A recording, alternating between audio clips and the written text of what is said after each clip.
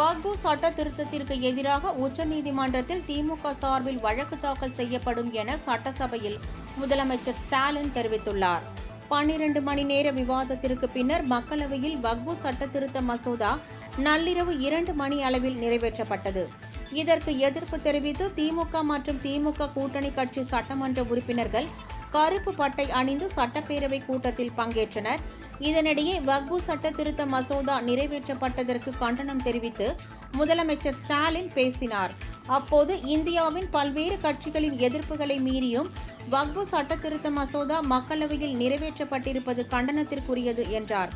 இந்த மசோதாவுக்கு எதிராக 232 உறுப்பினர்களும் ஆதரவாக 288 உறுப்பினர்களும் வாக்களித்துள்ள நிலையில் கூட்டணி கட்சிகளின் ஆதரவோடு நள்ளிரவு 2 மணிக்கு மசோதா நிறைவேற்றப்பட்டிருப்பது இந்திய அரசியலமைப்பு சட்டத்தின் கட்டமைப்பு மீது நடத்தப்பட்ட தாக்குதல், மத நல்லிணக்கத்தை குலைக்கும் செயல் என்றும் கூறினார்.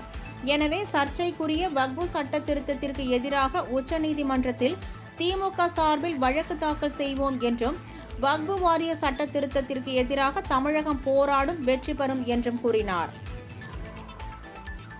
சிறுபான்மை இஸ்லாமிய சமுதாய மக்களுக்கு கடுமையான பாதிப்புகளை ஏற்படுத்தக்கூடிய வகையில் 1995 ஆண்டின் வக்ஃப் சட்டத்தினை திருத்துவதற்கு மக்களவையில் அறிமுகம் செய்யப்பட்டுள்ள வக்ஃப் திருத்த சட்ட முன்னோடியை திரும்பப் பெற வேண்டும் என்று ஒன்றிய அரசை இப்பேரவை ஒருமனதாக வலியுறுத்தி 27/3/2021 அன்று தமிழ்நாடு சட்டமன்ற பேரவையில் ஒருமனதாக தீர்மானம் நிறைவேற்றப்பட்டு ஒன்றிய அரசுக்கு அன்றே அனுப்பப்பட்ட நிலையில் இன்றைக்கு வக்ஃப் திருத்த சட்ட முன்னோடி மக்களவையில் பெரும் எதிர்ப்புகளுக்கிடையே நிறைவேற்றப்பட்டிருக்கிறது.